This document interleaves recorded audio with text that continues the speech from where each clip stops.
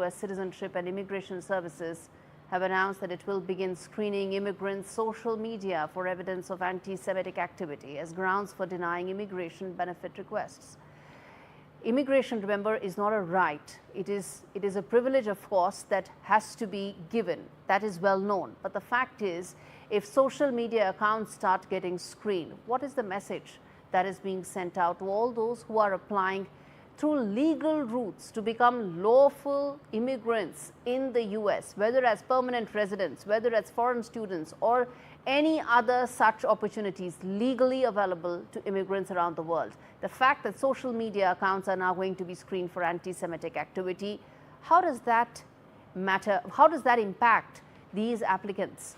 Is that now going too far? Are those questions now related to freedom of speech more than anything else? Well, this comes as the Trump administration has attempted to crack down on pro-Palestinian protests over Israel's devastating military assault on Gaza and Hamas's deadly attack that took place in 2023.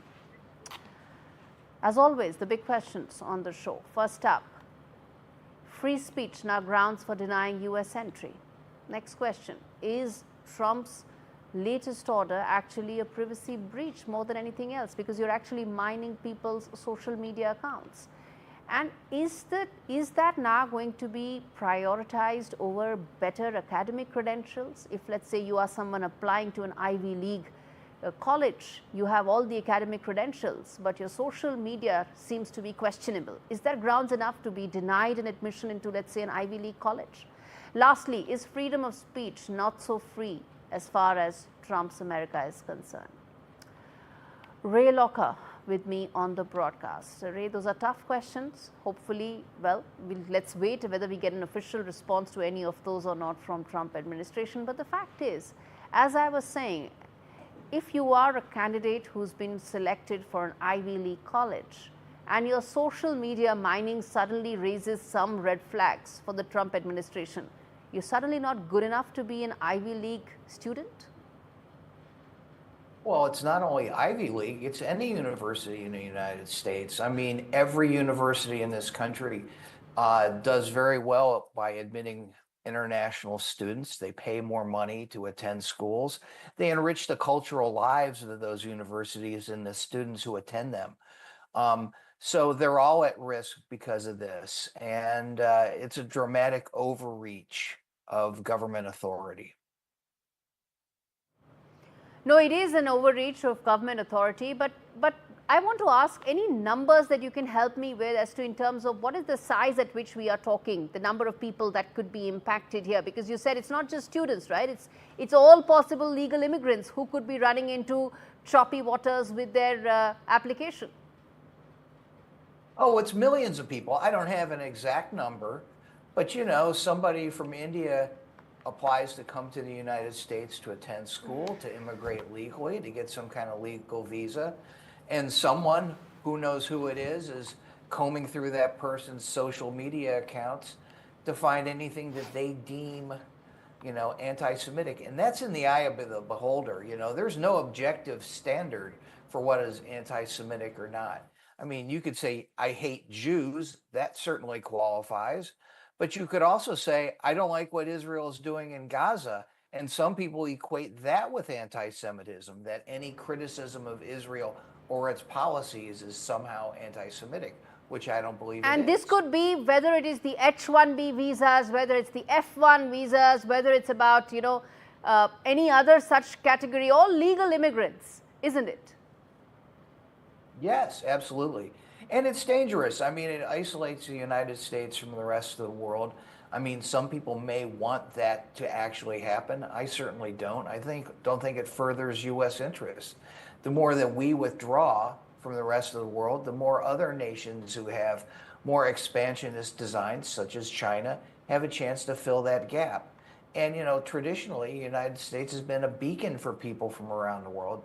They enjoy our lifestyle and our freedoms, and we should be welcoming those people, regardless of how they feel about Israel.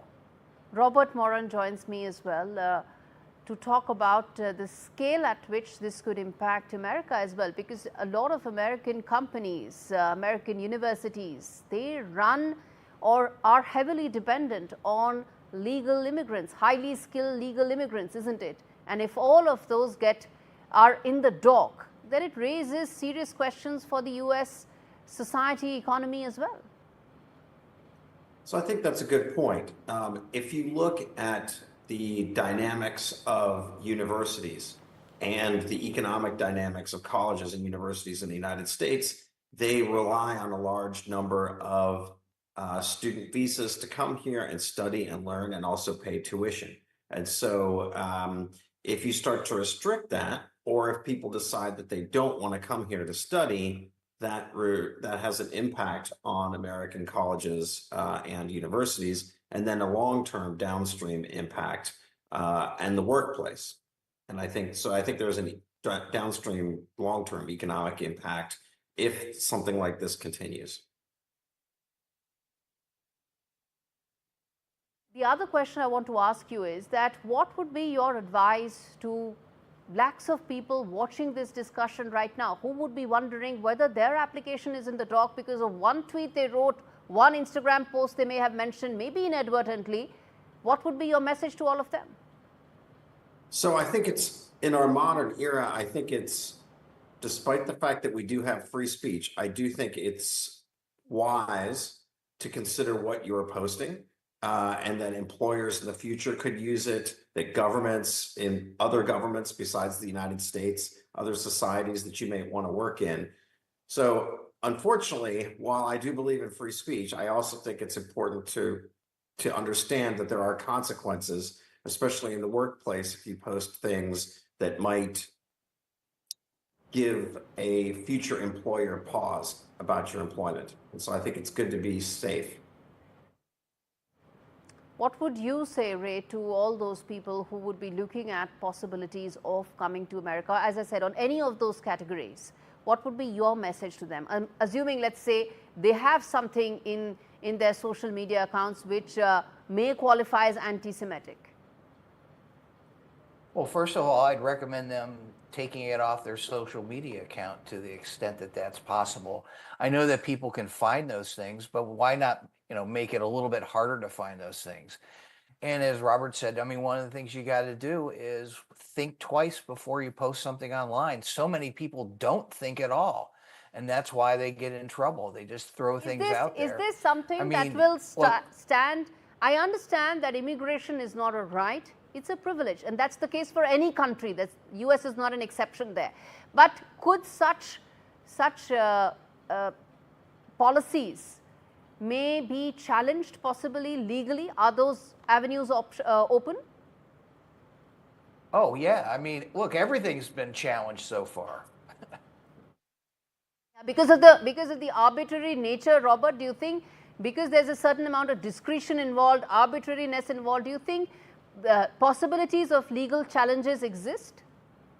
So I'm sure that there will be legal challenges. I think for your audience, there are two issues. The first issue is, to what degree does the United States or any sovereign nation have the ability to police the sort of behavior and posting of visitors to the country, right? So that's the first question. The second question really revolves around where does free speech end and sort of the implications of free speech or the business or commercial implications of free speech begin. And I think even within the United States to American citizens, that is a very murky area about the degree to which they have complete political free speech, but also in the workplace that could cause them problems. And I think that that's still very murky, even for US citizens. All right, Ray and Robert, I'll leave it there. Thanks much for joining me on a story that is disturbing to so many lakhs of immigrants looking at legal opportunities available to them in the US. But viewers, bottom line really here is that there are two important facts. One, that immigration is not a right, it's a privilege. And US is not an exception. All countries have that same attitude and they extend that privilege to whoever ticks all the boxes. Likewise, the second important fact is that when it comes to freedom of speech, it is not absolute. There are conditions there. Again, US is not an exception there. That's largely the rule anywhere in the world. But the moment such regulations come into place, where social media posts become the deciding factor, that's where discretion takes a turn for the negative, something that will have disastrous consequences, not just for the legal immigrants who are looking at opportunities in the US, but for the US economy as well, which runs on highly skilled immigrant workforce. And what started as a fight against illegal aliens is now slowly but surely turning towards highly skilled legal immigrants, a move that will be disastrous for the US society and US economy the most.